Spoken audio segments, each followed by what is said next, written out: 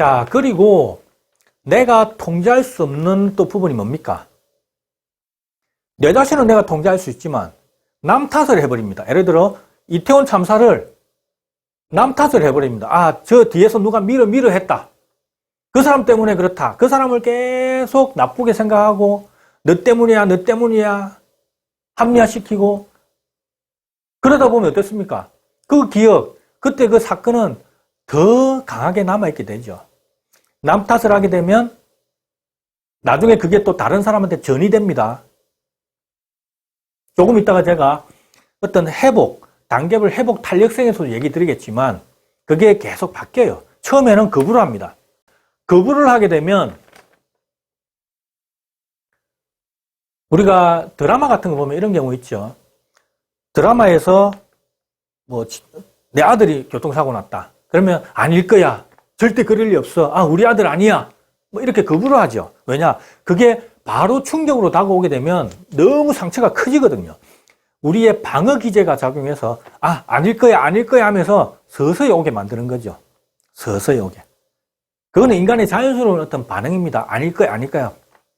그래야지 내가 데미지가 작아지거든요.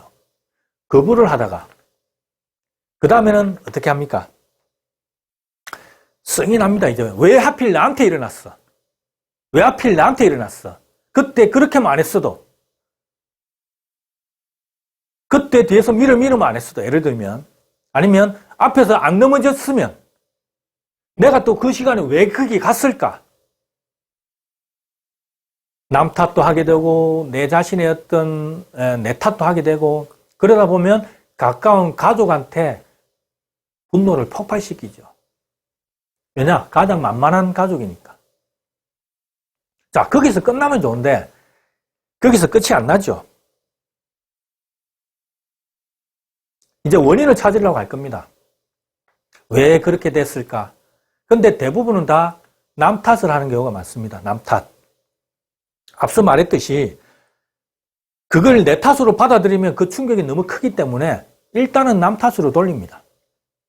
그리고 이제 어느 정도 그게 시간이 또 지나면 내 탓으로 내가 그때 그렇게 했었으면, 예를 들어서 이태원 그 참사 때 소방관 막 밑에 깔린 사람 잡아 당기는데 힘이 부닥쳐서 못 잡아 당기잖아요. 내가 힘이 좀 셌다면, 아니면 내가 조금 더 빨리 가서 잡아 당겼다면, 예를 들어 지나가는 어떤 거리의 시민들이 인공호흡 했잖아요. 심호흡.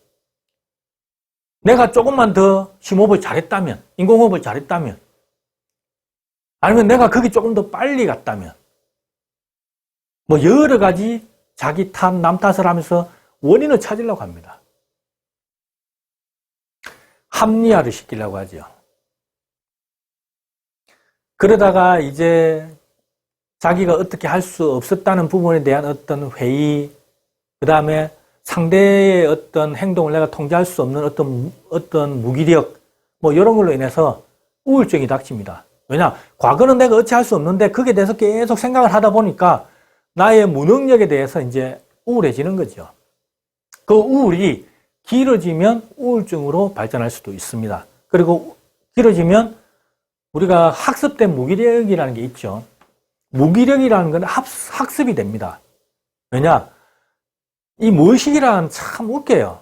반복적인 행동에 대해서는 나도 모르게 그렇게 바뀌는 어떤 습성이 있어요.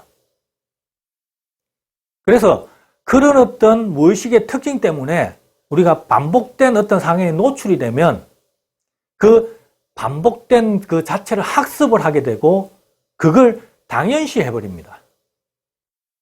왜냐하면 우리가 일상생활 속에서 어떤 반복적인 행동이 우리는 자동화 시스템 속에 남아야지 의식적으로 그걸 안 해도 자연스럽게, 운전을 예를 들어볼까요?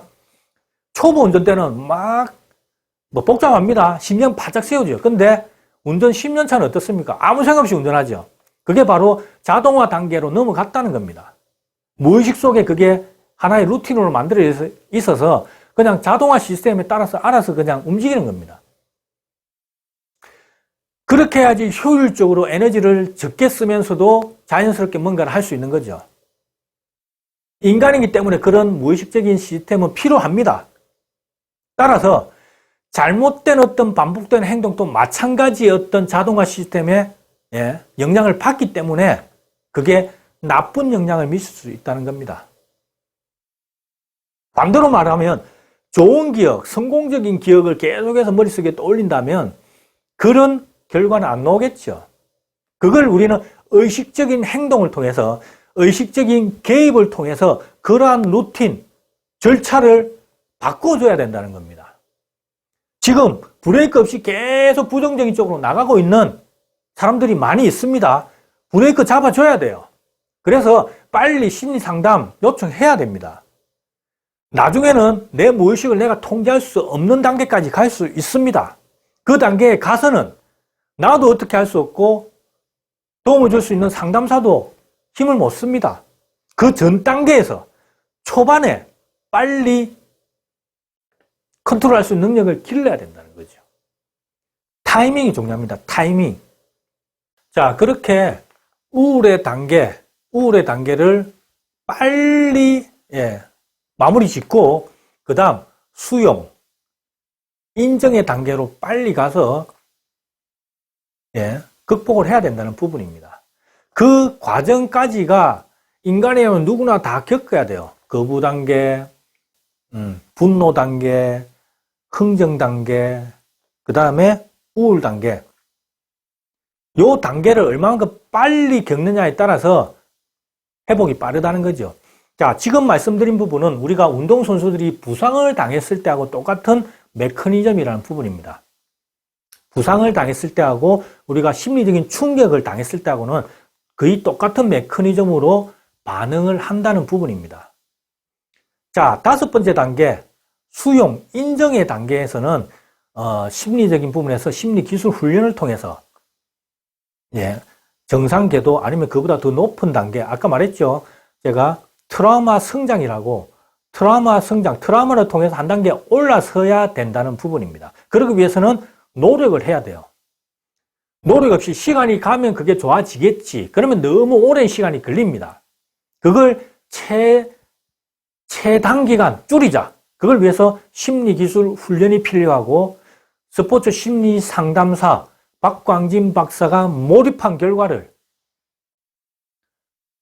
여러분들에게 제가 적나라하게 보여드릴 겁니다.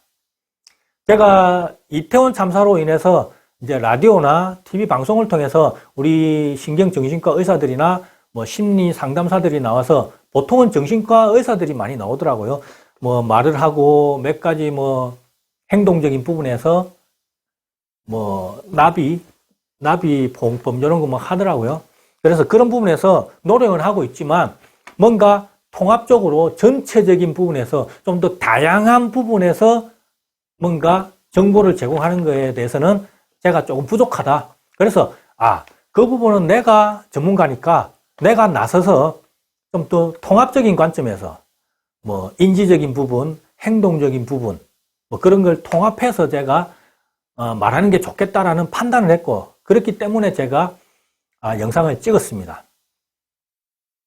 실제 제가 운동선수 상담을 하지만 제 주로 관심 분야는 저는 정신분석학이고 분석심리학 쪽입니다. 그렇다고 제가 뭐 그쪽 분야의 전문가들을 따라가지는 못하겠죠. 하지만 제가 몸담고 있는 스포츠라는 분야에서 제가 받아들일 수 있는 것은 최대한 받아들이기 위해서 그쪽 분야의 책들을 하루도 빠지 않고 저는 읽고 있습니다.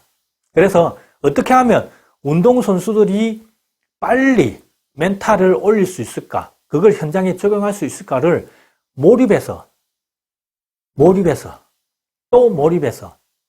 그 적용점을 찾으려고 노력하고 있기 때문에 운동선수 마찬가지로 우리 트라우마를 가진 우리 일반인들에게도 분명히 적용이 될 수 있습니다. 다르게 말하면 제가 운동선수를 상담하면서도 운동선수의 일상을 제가 얘기를 하고 거기서 어떤 해답을 찾거든요. 운동 상황이나 일상적인 어떤 생활 상황이나 똑같이 본다는 겁니다, 저는. 여기서 이런 감정 가진 사람이 운동한다고 해서 그런 감정 안 가질 이유가 없죠. 똑같은 상황입니다. 다만 이거는 스포츠 상황이기 때문에 특수 상황이라고 보는 거지 그 기전은 똑같다는 겁니다. 그래서 간혹 우리 시청자들 중에는 스포츠 심리 상담하는 사람이 무슨 트라우마를 얘기해 라고 보실 수 있지만 그건 잘못된 어떤 선입견이라는 거. 스포츠 심리 상담사가 오히려 거기에 더 최적화된 상담사일 수 있다는 부분도 한 번 더 생각해 주시면 고맙겠습니다. 자, 고통과 괴로움이라는 부분도 있습니다. 우리 인간은 어떤 충격적인 사건을 겪으면 고통을 느끼게 되죠. 그 고통은 사람마다 다 다른 강도로 오게 됩니다.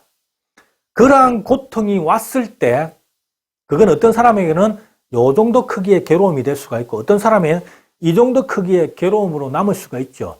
그 차이는 왜 생기느냐? 그걸 내가 어떻게 해석하고 받아들이는가에 따라서 그 괴로움의 정도는 차이가 나는 겁니다.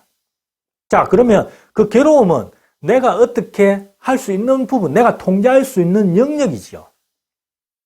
그래서 그 괴로움을 낮추기 위해서는 어떻게 해야 되느냐? 운동선수들은 실패 후에 그 실패에 대한 기억으로 인한 어떤 스트레스를 어떻게 낮출 수 있을까요? 망각을 해버립니다. 빨리 망각해버리죠. 빨리 잊어버립니다. 실제로 유명한 골프 선수는 지난주에 시합에서 실수를 너무 많이 해서 기자가 물었어요. 이번 시합에 기자가 지난주에 실수를 많이 했는데 왜 실수했다고 생각합니까? 라고 인터뷰 질문을 하니까 그 골프 선수는 유명한 골프 선수입니다. 저는 실수를 안 했는데요. 라고 자기조차도 그걸 망각해버리는 선택적 망각을 할 수 있었다는 거죠. 그래서 그 선수는 세계적으로 유명한 선수라는 거예요. 잭 니클라우스 알죠? 선택적 망각. 멘탈이 강한 사람들은 그걸 할 수 있어요. 자기 자신의 생각을 통제할 수 있는 능력이 있는 사람들은 분명히 할 수 있습니다. 제가 이게 정확한 얘기인지는 모르겠는데 그 골프 선수가 예전에 보험사 직원을 직업으로 가지고 있었다고 제가 들은 것 같아요. 보험사 직원, 영업을 하는 사람들은 멘탈이 강해야 되지요. 우리 고객님들의 어떤 비수를 꽂는 그런 말을 들었을 때 멘탈이 강해야지 빨리 회복하고 다음 또 영업을 할 거 아닙니까? 그래서 거기에서 습득된 어떤 강한 멘탈이 골프에서도 나온 게 아닐까라는 생각을 저는 해봅니다. 자, 마찬가지로 그 고통과 괴로움은 내가 어떻게 통제할 수 있다. 고통은 내가 어찌 할 수 없죠. 외부적인 어떤 환경이기 때문에 통제 불가능. 내가 통제할 수 있는 것은 그 괴로움의 양을 줄이는 거다. 자, 어떻게 줄인다? 그 고통에 대한 기억을 잊어버리자. 망각하자. 연결고리를 끊어버리자. 그래서 실제로 운동선수들한테는 저는 이렇게 솔루션을 제공합니다. 그런 생각이 떠오를 때 머릿속에 빨간색 신호등을 떠올려라. 아니면 빨간색 표지판 스탑이라는 이미지를 떠올려라. 그것도 아니면 머리에 뚜껑을 여는 이미지를 상상하면서 거기에 부정적인 생각을 밖으로 버려라. 그런 이미지를 떠올리면 동시에 미리 만들어 놓은 긍정적인 자기 대화, 긍정적인 혼잣말, 긍정적인 자기 암시를 되새겨라. 쉽게 말해서 바꾸치기 해라는 겁니다. 실수를 했지만 당장 실수했어요. 일반적으로 머릿속에는 그 실수가 떠오르겠죠. 하지만 어떻게 해라? 그 실수했다. 그 실수가 머릿속에 떠오르려고 할 때 스탑을 외쳐라. 스탑. 그 다음에 내가 미리 만들어 놓은 긍정적인 생각을 입력시켜라. 자, 처음에는 이걸 의식적으로 해야 돼요. 잘 안 되죠. 의식적으로 하다가 어느 순간 이게 자연스럽게 반복적으로 하다 보면 오히려 부정적인 생각보다 긍정적인 생각이 더 자연스러워질 때까지 만들어라. 루틴을 자동화시켜라. 그게 패러다임입니다. 어렵지 않죠? 자기 자신 속이는 거, 그게 습관이 되면 자기 멘탈은 자기가 얼마든지 관리할 수 있습니다. 자, 우리가 자율신경계에는 교감신경, 부교감신경이 있습니다. 교감신경은 우리가 흥분하는 거고 부교감신경은 편안하게 깔아앉는 거죠. 우리가 공황장애나 간혹 트라우마의 어떤 나쁜 충격적인 기억을 떠올리게 되면 우리의 교감신경은 활성화되죠. 자, 그러면 우리의 부교감신경을 활성화시켜서 그 균형을 맞춰야 되는데 어떻게 해야 될까요? 자율신경계는 우리가 조절할 수 있을까요? 조절할 수 있습니다. 가장 좋은 방법이 뭐다? 우리는 호흡을 통해서 우리는 심박도 조절할 수 있고, 그 다음에 뭐 심지어는 혈압까지도 우리는 조절할 수 있어요. 호흡을 통해서. 그래서 불안을 다스리는 가장 좋은 방법은 호흡법을 마스터하는 거다. 열쇠다. 심호흡이 열쇠다. 우리가 본능적으로 그렇게 하죠. 긴장된 상황에서는 본능적으로 호흡하는 거, 거기서 해답을 찾아야 됩니다. 그 본능적인 호흡을 조금 더 의도적으로, 좀 더 체계적으로, 조금 더 과학적으로 내 루틴화를 시키자. 그걸 자동화 단계로 만들어서 그런 상황이 생겼을 때 내가 내 심호흡을 통제하자. 심호흡을 통제하는 방법 하나, 그 다음에 우리 점진적 이완기법이라고 있어요. 내 몸의 근육을 내가 긴장을 줬다가 천천히 힘을 빼면서 그 긴장의 강도를 내가 조절하는 능력을 키우는 겁니다. 오른손 했다가 왼손 주먹했다가 오른 팔뚝 이두근 했다가 왼쪽 팔뚝 이두근 했다가 이제 팔은 됐습니다. 그러면 이제 오른 다리 왼다리 오른쪽 종아리 왼쪽 종아리 그 다음에 이제 위로 올라옵니다. 배, 복근 그 다음에 가슴 힘을 꽉 주죠. 그 다음에 어깨, 등 그 다음에 목을 이렇게 긴장시키고 그 다음에 입을 꽉 다뭅니다. 그 다음 코를 찡그려요. 그 다음 눈을 꼭 감습니다.